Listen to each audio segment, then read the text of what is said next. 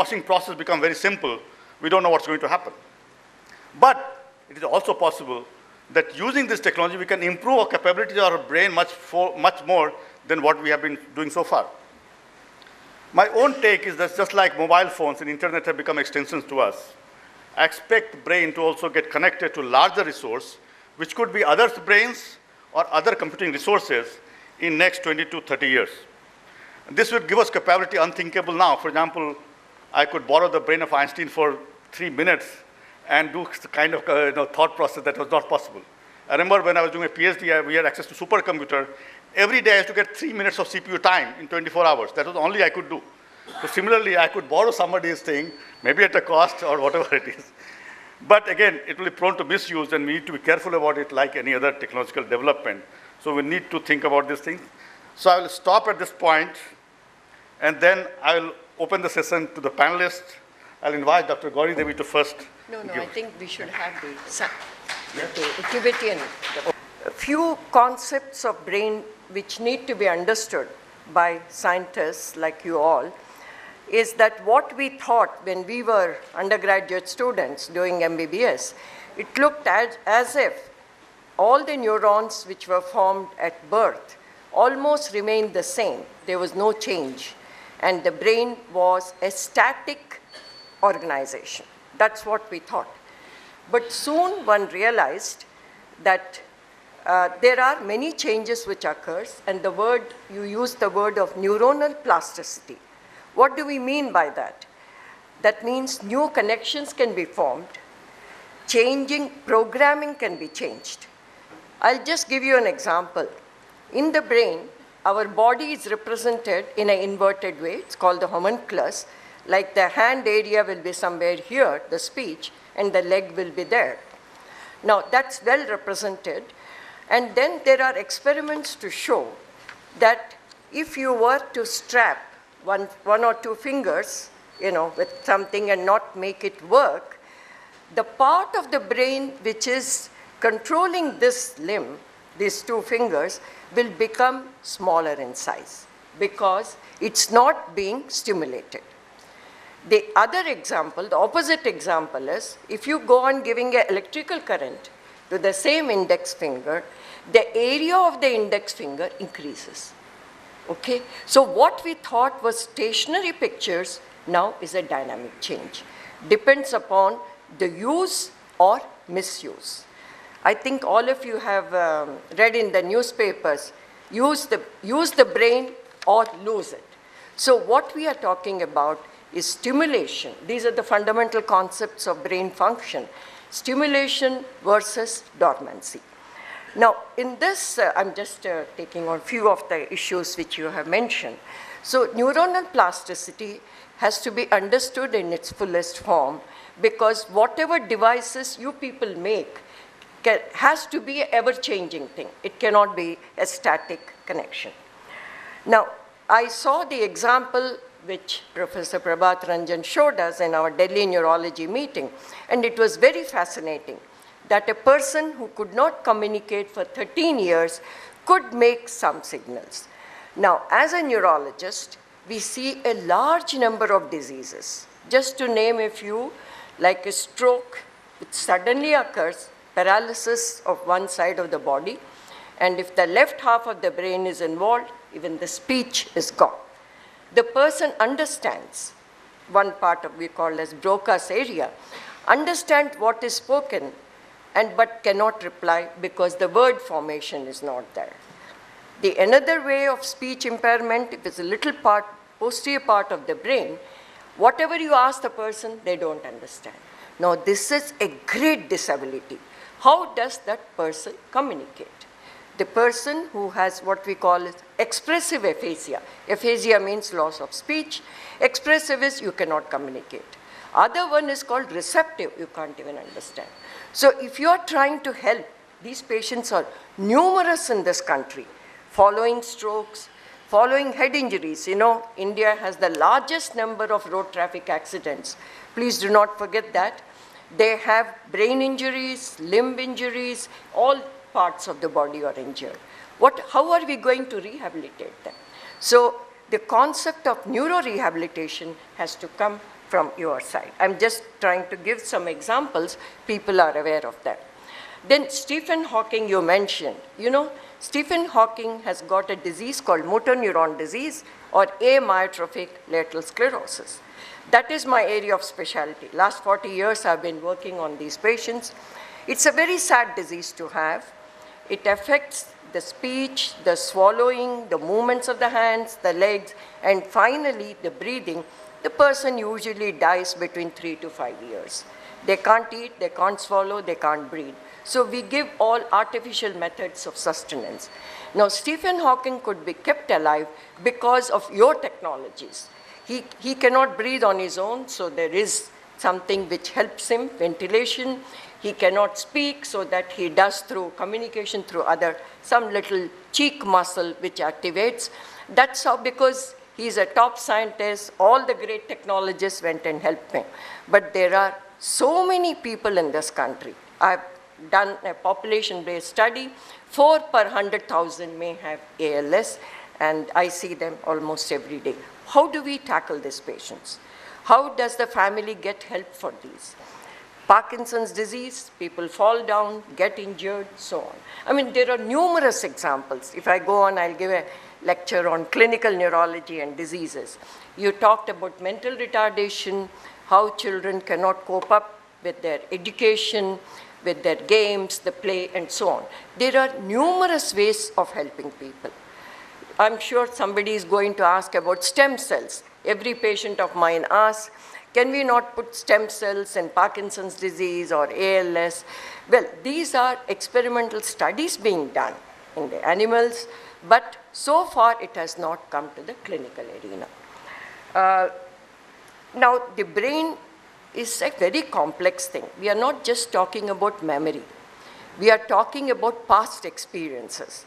Just imagine if my brain is transplanted into Prabhat Ranjan's, he carries all my childhood memories, not his. So how does he function? So while you can do heart transplant, liver transplant, kidney transplant, brain transplant is possibly, out of question. But what can be done is a tissue can be replaced. So brain is not just memory, cognition, consciousness, but it is an emotional concept which is built up from your very childhood. So be very careful when you computer scientists come in and try to help. There are a lot of safeguards which have to be built in. Many of the things which you said sounded like scientific fiction, but I'm sure they will reach the reality one day. I think I won't talk more than this. If any questions, any specific, I can address them. Leave the platform to the others. Thank you. Good evening. I'm a neuroscientist, I'm a biologist. So the way I see the brain is that it's essentially made up of neurons, the cells, like Professor Ranjan mentioned. They are all connected to each other, they work together. And what do? In the brain, we get all the information about the world around us with our senses. There's some computation going on in the brain. Memories are formed, thoughts are there, learning is there, and there's this entity called consciousness, which comes higher than cognition, as our secretary had also said. And finally, there is an output. Output is usually some kind of a movement-related output. That's really what the brain is all about. Until recently, we didn't know what's going on. We had an input and we had an output. Now we have this new imaging technology that has shown that we can actually peer inside a brain and predict what you are thinking. Yeah. We can predict what you are going to do. We can actually capture your dreams. We can do a whole lot of stuff. So we are at a stage now, we can start to build a model of the brain. Now this is where the problem comes. We understand how neurons function, how do they transmit information. We know little bit information about what kind of a network they form. They form a very complex network, just like an internet, but many, many times more complex. We don't understand it fully. But we have no idea, absolutely no idea how that emergent property is emerging from this structure. We need some deep insight which can happen perhaps 5 years from now or maybe 50 years from now, I have no idea, which will give us a theory of the brain function, which you can call theory of mind, something like Einstein idea of relativity, which needs information. And then we will probably try to understand how does the brain function, how does the brain put all the information together, compute something, and gives the output. So this is what is lacking as a neuroscientist, what my goal is to actually understand how does the brain do all this. This is from a biologist point of view. I personally do not believe mind is something beyond biology, beyond brain. That's my personal belief. I may be wrong, I may be right. I do not know that. I think mind is just sum total of all the activity of the brain. Now we come to how do we challenge it with the machines, or how do the machine challenge brain? Now, if most of you will remember something called a Turing test, which is more than half a century old. The idea that was put forward was that if there's a machine behind a curtain and you give an input in a very simple way and machine produces an output, and the observer cannot distinguish whether the output was given by a human being or by a machine, that means we have created a machine which is intelligent. Now that's partly true, that's not partly true, because essentially we have created a robotic device which can do a lot of things that a human brain can do, but can it think of itself? Does it have consciousness? Does it know who am I? Does it know if there is some other human being that has a brain too, right? That's a being. So that's something that is missing from the Turing test, and that is something unique about the brain, and that is something we have to worry about in the future if machines or computers or robots actually are able to become like that. And that's the caution that I think is being projected in various scientific forums, that we have to be worried about us. We are essentially creating a new species at that stage. Can we do that? I think we can do that. The reason we have not been able to do that is we still don't have a definition of consciousness. The definition of consciousness, once it emerges, we will be able to tell that we have created it. Okay? As far as enhancement of brain is concerned, that has been happening right from the beginning. When we train a soldier, we are programming soldier's brain. When we train a student, we learn a language, we are programming our brains. I see personally absolutely no problems with if the brain is enhanced by some other technique, some other technology. This is all technology.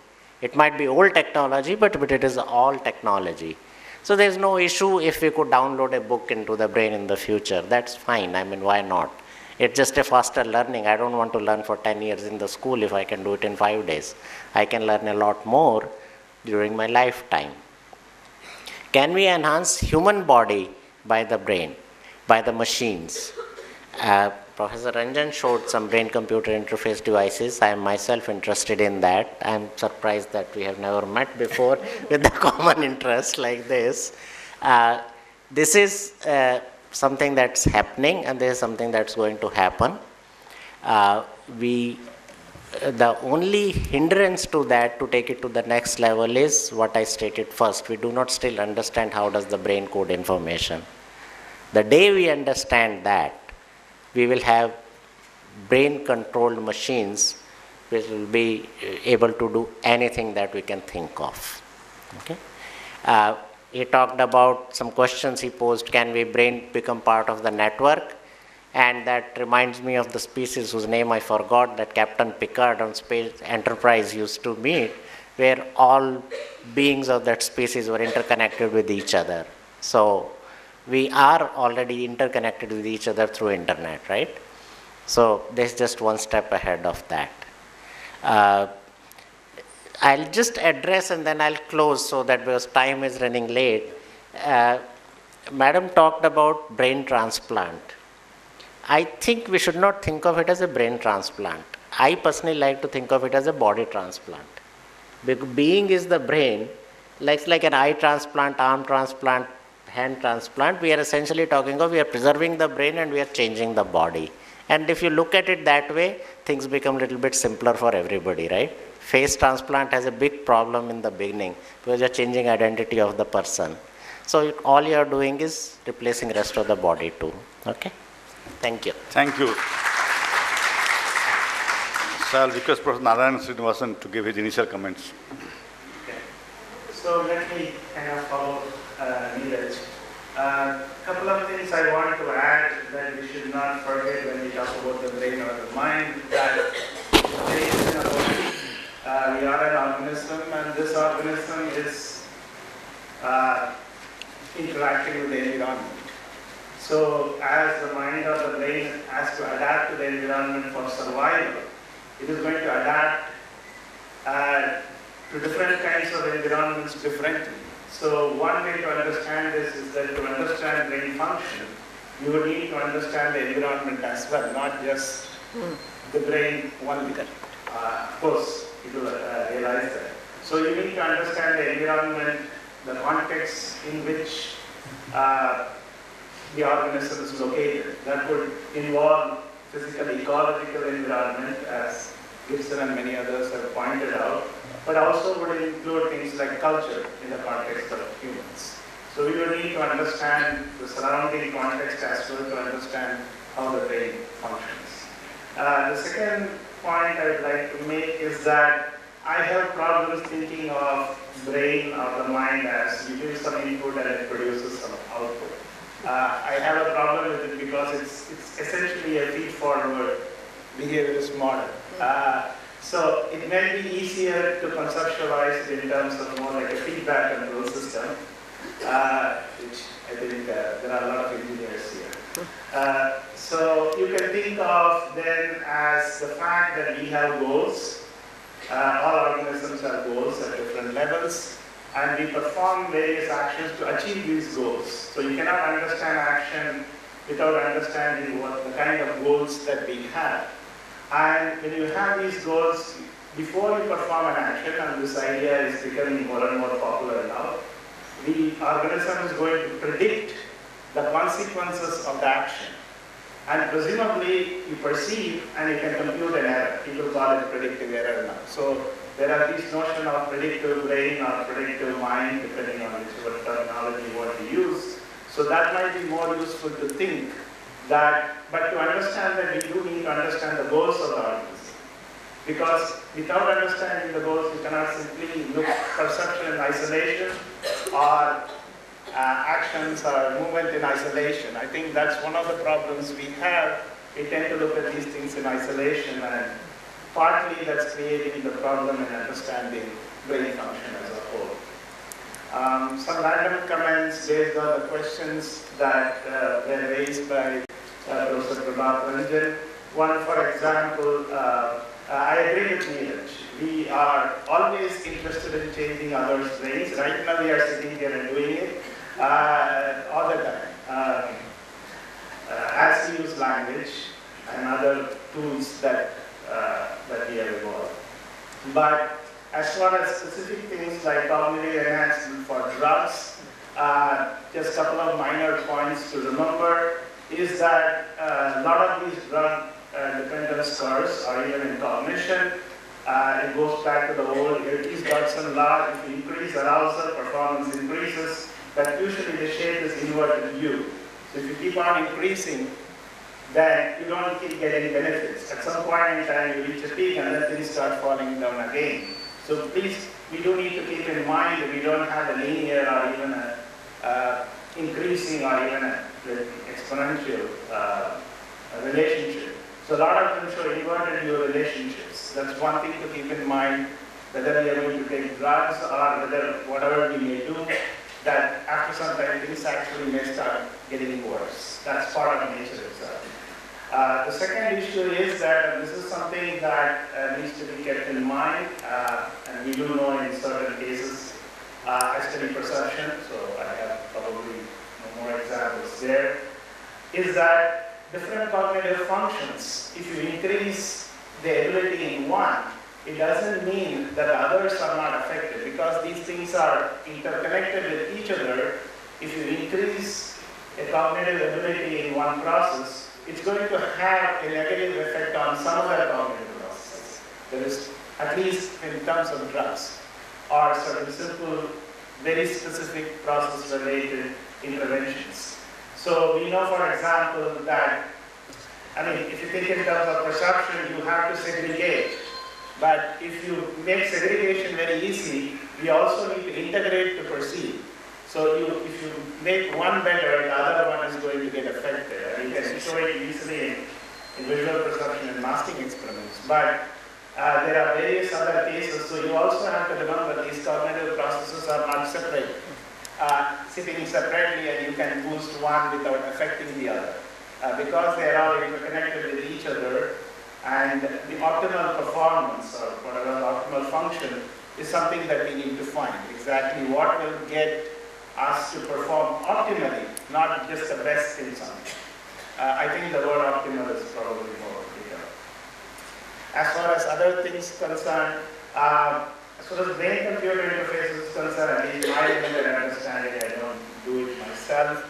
I think the real challenge, as Neeraj pointed out, is that it's difficult to interpret perception, so to put it in a very simple manner. So most of the brain-machine interfaces, most of them, not all of them, focus on actions, typically getting signals from the motor cortex or electrodes typically are related to various actions like eye blinks, eye movements, and so on. Where it's easier to code them and understand them. It is very difficult to code what we are right now perceiving right now. And if we can do that, and that's the challenge. I was just reading, just throw it out, one science fiction, but this is actually a paper that was proposed. I don't know when it will become a reality or not. I was just reading this paper on what they call neural dust. Essentially, this is a proposal from a bunch of people at the University of Southern California, where essentially they are thinking of these neural dust as miniature processors, 10 to 100 microns in size. You just sprinkle them in the brain, and then presumably they will convert electrical energy into ultrasonic. So they think that you can put an ultrasonic integrator within the skull, and then which can be used to communicate with these small sensors, as well as power them, because these small dusts also need power. So, and of course this is not a reality, but there is a proposal out there, and it was neat that people are making these power calculations and whether it is feasible or not. Today it's not feasible, but perhaps at some point in time it's feasible. But I would just come back and say that even if you are going to enhance or even understand, we probably need to look at more holistic techniques. I'm sure Keshav will talk about meditation.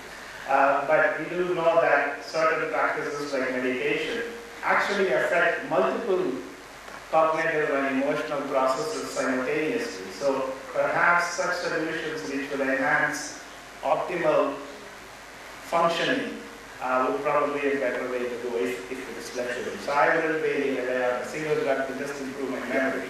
Because there is an example, famous example, I don't know how many of you know, Luria, the Russian neuropsychologist, studied a particular Jewish population called Ashkenazi Jews, and they had exceptional memory as a group, and they have been relatively isolated, so they probably have genetic properties, things that are different.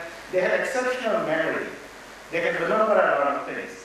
However, it came with side effects. So lots of specific types of diseases, I don't remember the names anymore, which you may know, were prevalent among them.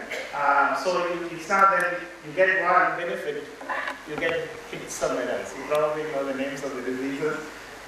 So just keep that in mind, and interestingly enough, they reported, while they can remember lots of details like phone number types details, they had huge problems with face perception. Because they thought one face is kind of merging with other faces. They are not able to separate it out because they are remembering everything. So it's all getting mixed up. So I will stop here. Thank you. Well, the Ashkenazi Jews are a very select group of people. There's a lot of inbreeding within them. So there are large number of genetic disorders within them. You see, we are also told, I'm sure somebody, if you try to remember too much, it's unnecessary.